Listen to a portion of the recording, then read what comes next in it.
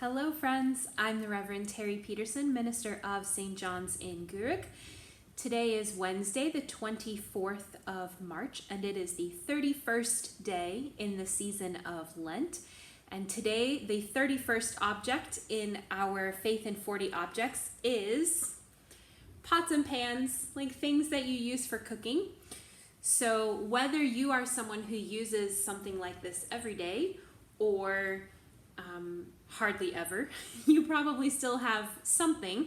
Maybe you are the type of person who follows a recipe exactly, or maybe you're the type of person who just sort of makes things up and assumes it will all be fine. Or maybe you're the type of person who prefers to order a takeaway or to go to your friend's house for a meal instead of making one for yourself. But whatever the case, food preparation is a major part of many of our lives. Even if that's just making a sandwich, we still spend time preparing food for ourselves, for our families, for our friends in other times when we're allowed to have people in the house. So I have been thinking about food preparation and about our kitchen utensils and the different tools that we use to nourish ourselves. And there are approximately 4 bazillion verses about food in the Bible. It's among the most common of topics. So we have everything from important festival stories with food attached to rules about what kinds of food should be eaten among God's people, to Jesus talking to some Pharisees about how they were behaving like people who only wash the outside of the pot and not the inside. So the outside is all beautiful, but the inside was so dirty that it was contaminating everything that came out of it. That's an important thing for us to think about, of course, whether or not our inside matches the outside and whether what's coming out is contaminated by something that we have left uncleansed inside of us. There are stories of everyday meals everyday meals that became unexpectedly important, like the time that Jesus was at dinner at Simon's house, not Simon Peter, the disciple, but Simon the Pharisee. And during the course of the dinner, this woman came and washed Jesus's feet and anointed them with perfume, and that became a really important moment in Jesus's teaching, both of Simon and of all the other people around, and of course for the woman. Or the time when Jacob made some lentil soup and his brother came in from hunting and was so hungry that he was willing to sell his birthright, his position as the firstborn, just for a bowl of soup and a chunk of bread. So everyday meals can become really important turning points in our lives depending on various factors and how open we are when something comes to us. So there are zillions of choices for things we might think about today. But I am going to read today this bit of Genesis chapter 18 when Abraham and Sarah were still living out in the desert. They had begun their journey, but they had not yet completed their journey.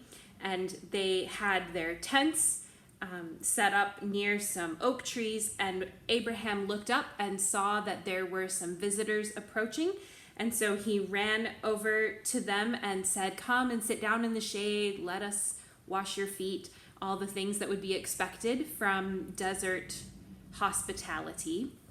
And then he ran over to Sarah and said, "Make ready quickly 3 measures of choice flour, knead it and make cakes."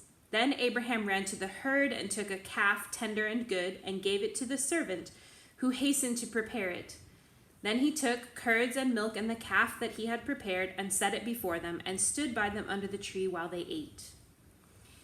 So in a flash, when Abraham saw visitors, he had his entire household on kitchen duty. Everybody was involved in trying to create a meal that would be appropriate for these visitors, including, some roast calf, some sweets, some bread, everything that you could want in a meal. And it happened just like that somehow, even though all those things take time, right? Making bread takes time. Slaughtering a calf and then preparing it takes time. And yet it reads just like it happened immediately. Sometimes I think we forget about how long food preparation can take. I know that I do. Even though I cook for myself every day, I still sometimes get to the point where I'm like, oh, it's 6:00 and I've not started anything. I am not going to be able to manage to make something because it will take, more time than I thought. And particularly for those who don't cook regularly, it may feel as if food just appears with no effort at all, or with less effort than it seems. We say, oh, you made that look so easy. But the downside of making something look easy, like this story, is that we miss out on just how much effort went into it behind the scenes. So food preparation can be easy or it can be laborious. It can be complicated or it can be fun, or it can be all those things at the same time. But ultimately, it's for the purpose of nourishing our bodies and nourishing our communities. So Abraham and Sarah and their servant prepare this meal for people who have come to visit.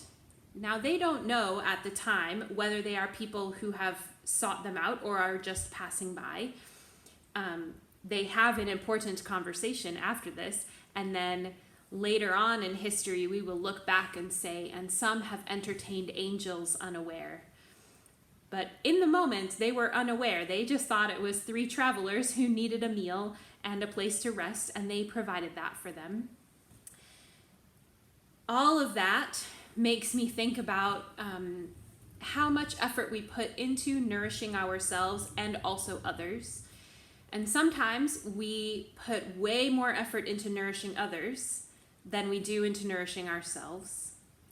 And sometimes we put more effort into ourselves than we do into others or into our community. And hopefully there's a balance there. Hopefully our pots are as clean on the outside and the inside. Hopefully we are loving our neighbor as we love ourselves. So equally and in balance, and loving each other and ourselves the way that God loves us, right? And as an expression of our love for God. So next time you are cooking something, whether you're just frying an egg or making toast or making comfort food or making something complicated, whether you're cooking for yourself or for a lot of people, maybe just take a moment to first give thanks for food, right? That God has given us this creation that provides for us. And then also for the ingenuity that brought us cooking as a pastime and a discipline, a way to make things taste delicious. And also just take a moment to ponder how you are nourishing yourself and others, whether that's literally with food or in some other way. So our cooking pots are everyday items that might just lead us down a different road of reflection each day. So that's my thought for today. And now I have to go and make something for my dinner. I didn't really think through what I was going to do before I pulled these out, but now I think I have an idea. So I look forward to seeing you again tomorrow for day 32. Until then, peace be with you.